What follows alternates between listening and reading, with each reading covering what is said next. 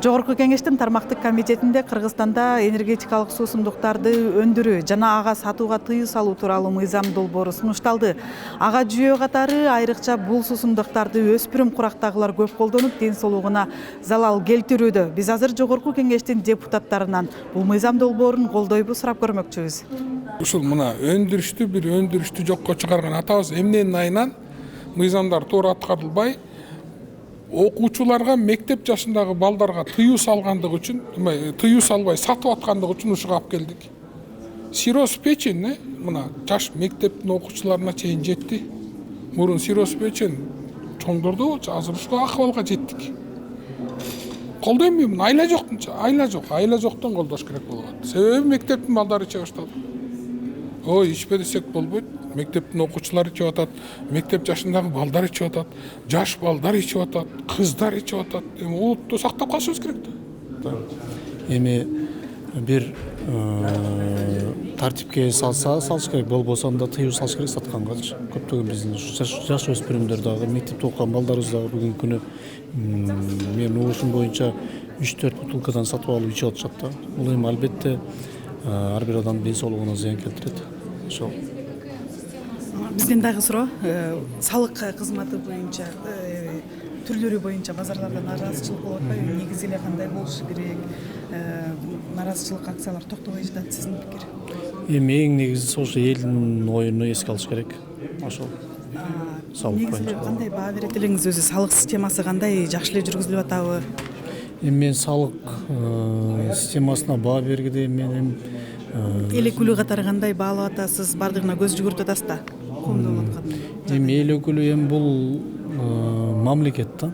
Мамлекетке салыкты жана көбөйтүп, салыкты түшүргөн бул эң негизги бир максат болуп, бир өзүнчө бюджеттин толтурула турган бир багыты деп койсок деле болот да. Анан азыр бүгүнкү күнү ушул нараазычылыктарды мен дагы социалдык тармактардан көрүп атам. Мен башынан эле айтып келгем, мурундан эле ушул элдин ою эң негизги болуш керек, эң биринчи кезекке коюлуш керек да. Эми мындай да. Эгерде баягы сертификаты бар, таза келсе, бир жөн. Бизден сырттан 5 банкка келет, бирден 50-сүн биз жазып атпайбызбы? Ошондуктан көрүп атасыңар да, мындай жаштар үчүн таасирин көргөзөт, потому что азыр изилдеген жокпуз, жакшычы. Кийин балалуу болгондо, дагы бир деме болгондо, ошол кандай бир таасирин тийгизет. Ошону билбей жатпайбызбы? Ошол үчүн негизи эле мындай биз ошол эле баңгизатты, аракты тыюу салабыз деп атпайбызбы? Бул деле ошого бир терс таасирин тийгизет. Эмне үчүн дегенде, аны ичкенден кийин жүрөктүн эгерде биздики бир 120 кыл урса, 150-160 бол уруп атпайбы? Демек биздин организмге нагрузка болуп атат да.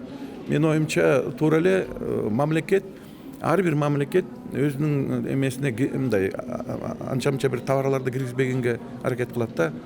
Эгерде пайдасы болсо, ал кирсе болот, бирок пайдасы жок нерселерди чын эле тыюу салыш керек, мен оюмча да.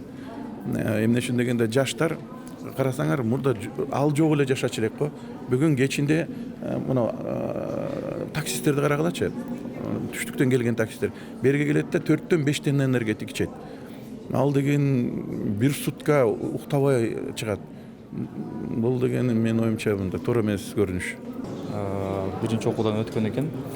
Биз Кыргыз элинин, Кыргызстандын коопсуздугунун бир жагы деп эсептейм аны. Элдин ден соолугу. Андайларды